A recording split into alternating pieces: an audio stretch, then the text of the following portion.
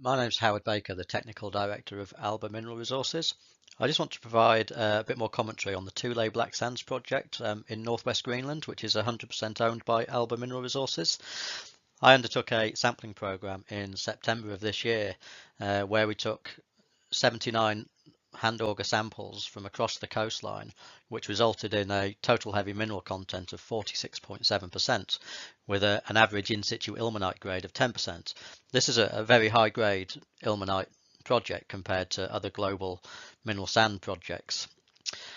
So we did a helicopter assisted field program where we identified significant sedimentary raised beach terraces and active beaches. As I said, we took 79 samples, and we also generated various composite samples from that sampling program and test work at SGS. I just want to talk through some of the key features we see over the license and indicate why we think it's as prospective as we hope it to be, and just give you a bit more information on some of the work programs we've got going forward over the next few weeks and months, where we hope to, publish a JORC compliant maiden resource statement for the project. So the scale of the project is significant. The coastline is about 28 to 30 kilometers long, and this image shows the locations of all the samples collected.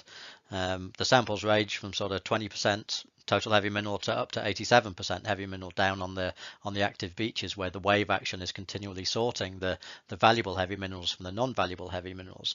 But this video focuses on the northwest corner, which is called the North-West target. And it shows the location of a composite sample number 2, which was 13% in situ ilmenite grade. I was assisted by an ex-SLK colleague of mine, Oliver Jones, who you can see in the picture here, taking the aerial photographs. Now the license itself is flanked by the Dundas Formation, which provides a pretty dramatic backdrop to the project.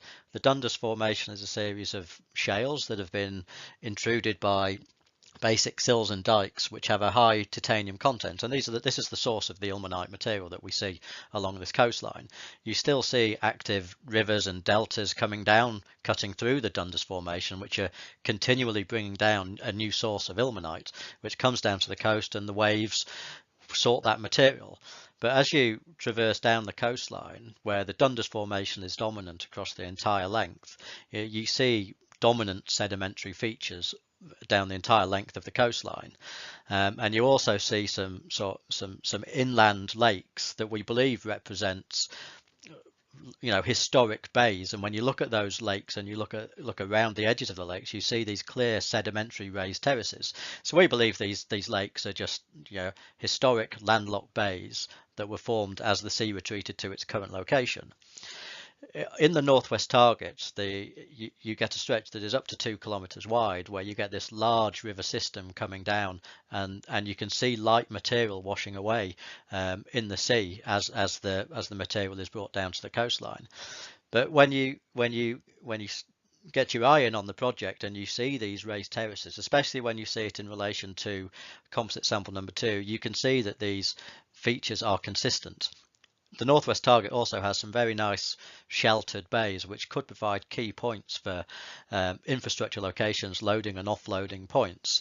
And we have numerous of those across the entire stretch of the license, including Booth Sound, which sits in the center of the license and is also a good target for offshore ilmenite. So we still got the Dundas Formation, and there's a good stretch of active beach material here where you can see high grade ilmenite on the coastline, but the sedimentary terraces are consistent, and this is a sort of 9 kilometer long by up to 2 kilometer wide portion. We're just coming into the area now where we took composite sample number 2, which was composed of 5 auger samples that range from 22% heavy mineral to 87% heavy mineral. And when you look at this location and you understand the grades that we observed in this location, where you get a thick sequence of sedimentary terraces, and you then rewind the video, you can see these features across the entire length of the license. So we believe the project has significant potential, and we're going to be working towards an exploration target and maiden resource statement in the coming weeks. The geological risk is extremely low because the exploration risk is extremely low because you can see the heavy mineral and you walk along it. To summarise, we believe that a major mineral sands province has now been identified in North-West Greenland. Ilmenite-bearing sands have been identified over a 22-kilometre stretch of coastline, and the samples undertaken to date show a 10% in-situ ilmenite grade, which is very high compared to global projects. Mineralisation is also at surface, which will make exploration extremely easy. In 2018, we plan to undertake an extensive drilling campaign to drill out a resource that could support a mine life of significant length. There's also offshore mineralisation potential that hasn't been tested yet. Going forward, we plan to undertake a maiden mineral resource estimate for the project, along with an exploration target that covers the licence as a whole. We also have some bulk samples that can be tested at SGS in Canada, and we're going to start planning the 2018 field campaign. I hope you found this video of use, and we look forward to updating the markets in due course.